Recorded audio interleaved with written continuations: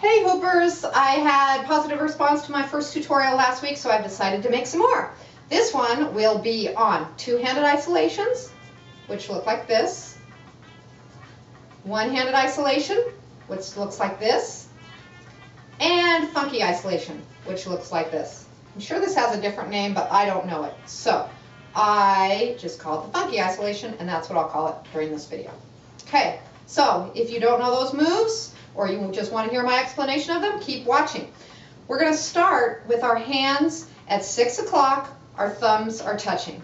Okay, so the thing with isolations is you want to think of this hoop as being a steering wheel, and steering wheels stay in the same plane and they move this way, but they do not move this way. So when you're first learning, you're going to have some wonkiness to the hoop probably. Just know that our ideal is to stay like a steering wheel, okay? And another way to visualize it is to think of a picture frame and our face being in the center of the picture frame at all times. So I'll use those two terms as I'm doing this video. But let's start with our hands, 6 o'clock, thumbs touching. We're going to remove one hand, whichever one feels comfortable. I'm left hand dominant, so I keep my left hand to start. So most of you probably be the opposite, but it doesn't matter. Just listen to my guidance as I do this. The way we want to start is leading with our thumb side. So whichever hand is on the hoop, just lead thumb side up. So we're going from 6 to 12 o'clock on the clock.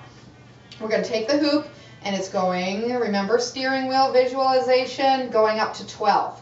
Okay, got that? Now replace this loose hand, going pinky to pinky at 12. And then remove the hand that just did the moving up so that now you've got your other hand at 12 o'clock, and now we're going pinky to pinky, or we're going pinky lead down from 12 to 6. Okay, now replacing the first hand, removing this hand, going thumb from 6 to 12, and back pinky to pinky, removing a hand, and pinky lead going all the way down to 6. So all you got to remember is at 6 o'clock we're thumb to thumb, thumb leads. At 12 o'clock we're pinky to pinky. Now you can do this both ways. Now I'm going right hand and I'm going thumb lead, going up to 12, replacing the pinkies at 12. And so you can go back and forth, whichever way feels comfortable to you. That was a little wonky there. But that is the two-handed isolation. Once you get comfortable with that, you can go a little bit faster, but slower is easier. And then once you're really comfortable, you can throw in, some different levels to it, making it look a little bit more exciting by squatting down a bit, moving those feet around. That's the two-handed isolation. Now let's go to the one.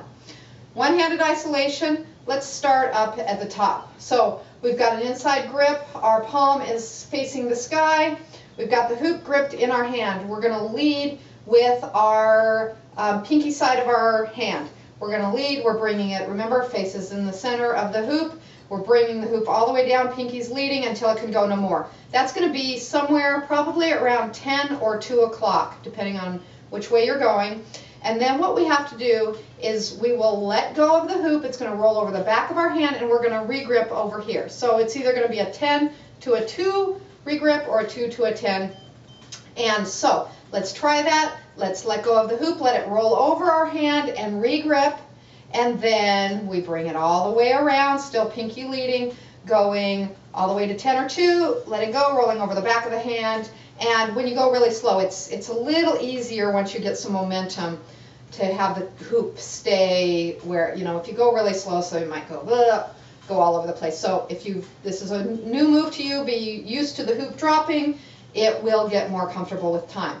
So you can also go thumb lead. So say you starting with your dominant hand at 6, and then we're going thumb leading up, up, up, up till 10 or 2, letting go, regrip, and just doing that same movement. I'm not as good on I learned it this way, so I really like that, but it's good to learn it both ways. So with the pinky lead and with the thumb lead. Pinky lead and thumb lead. Okay, so you can go back and forth. My arm is already burning. It's a great arm workout.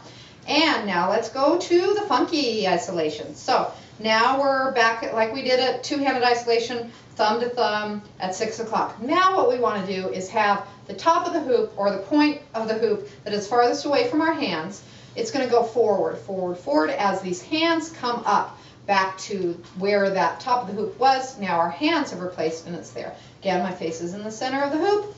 Now we can move these hands over to 3 or 9, and we can open up that hoop, the point farthest away, bringing it forward and moving those hands to where that spot just was. You can do this anywhere that you want on the hoop. It's just thinking about the point that's farthest away from the hands, going forward and moving those hands back to that spot. So that's what that looks like.